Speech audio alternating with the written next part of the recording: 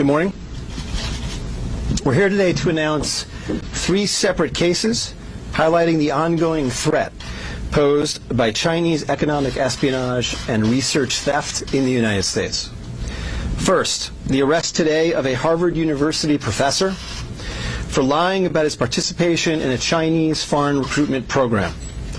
Second, this morning we have unsealed a separate indictment of a Chinese national working as a scientific researcher at Boston University who failed to mention on her visa application that she is also a lieutenant with the People's Liberation Army. Finally, this office has indicted another Chinese national for trying to smuggle vials of biological material out of the United States to China and lying about it to federal investigators. That defendant, whose entry to the United States had been sponsored by Harvard University, was a cancer researcher at a lab at the Beth Israel Deaconess Medical Center. So, this morning, the FBI arrested Dr. Charles Lieber, the chair of the Department of Chemistry and Chemical Biology at Harvard University, for making false statements regarding his involvement in China's Thousand Talents Plan and his affiliation with the Wuhan University of Technology.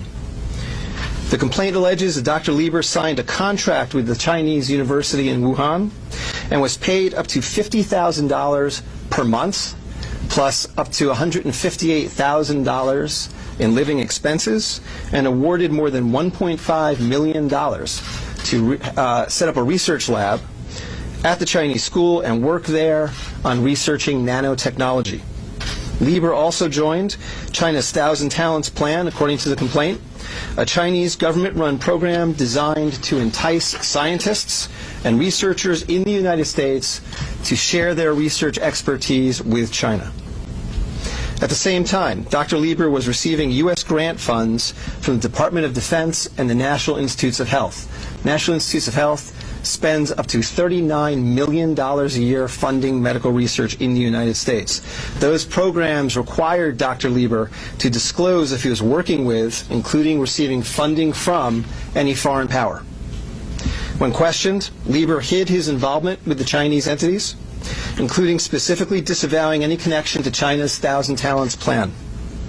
Meanwhile, based on the complaint, it appears that China paid Lieber hundreds of thousands of dollars over the years for his involvement with the Chinese entities and for his work on research for Chinese gain.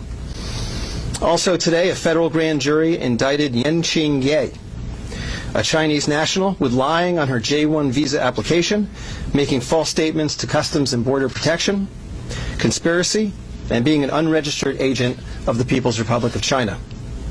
According to court documents, Ye is a lieutenant in the People's Liberation Army, but she concealed her military connections while employed as a researcher at Boston University's Department of Physics, Chemistry, and Biomedical Engineering Center for Polymer Studies.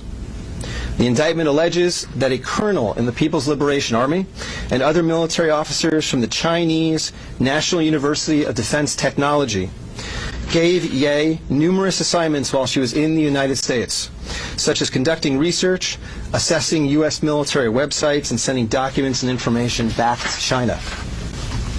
In April 2019, Ye was questioned by customs officers at Logan Airport on her way to China.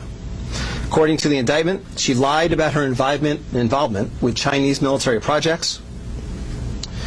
A border search of her electronic devices showed that Ye had compiled information for the People's Liberation Army about 2 U.S. residents with expertise in robotics and computer science. Lastly, last week this office indicted Zheng Zhaozhang, a Chinese national sponsored by Harvard University who was doing cancer research at the Beth Israel Deaconess Medical Center. Zheng was charged with attempting to smuggle to Beijing vials of biological material, along with other research materials that he had stolen from the lab at the Beth Israel, where Zheng was working on cancer cell research. Before he boarded his flight, customs officers discovered 21 vials of biological material in a sock in his baggage. When confronted by the officers, Zheng initially lied and said he was not traveling with any biological or research materials. Chemistry, nanotechnology, polymer studies, robotics, computer science, biomedical research. This is not an accident or a coincidence. This is a small sample of China's ongoing campaign to siphon off American technology and know-how for Chinese gain. Recently, Attorney General Barr referred to China as this country's primary rival.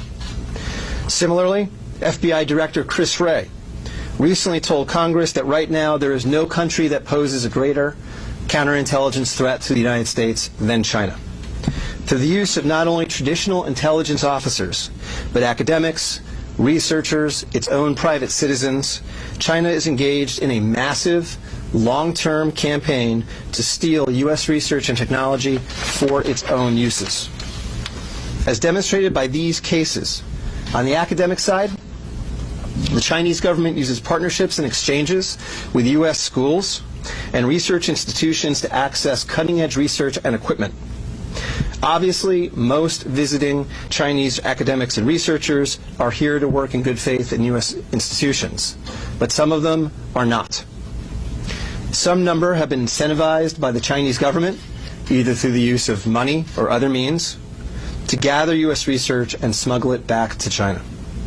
Because of the sheer scope of this threat, a year ago the Attorney General created the China Initiative at the U.S. Department of Justice, designed to prioritize and aggressively prosecute Chinese economic espionage and theft of intellectual property. The cases we are announcing today are part of that effort. Boston is an especially attractive target for this kind of exploitation, and universities and research institutions and tech companies in this area must become sensitized to this threat. Our community benefits greatly from the diversity and talent of international visitors and our partnerships with foreign institutions.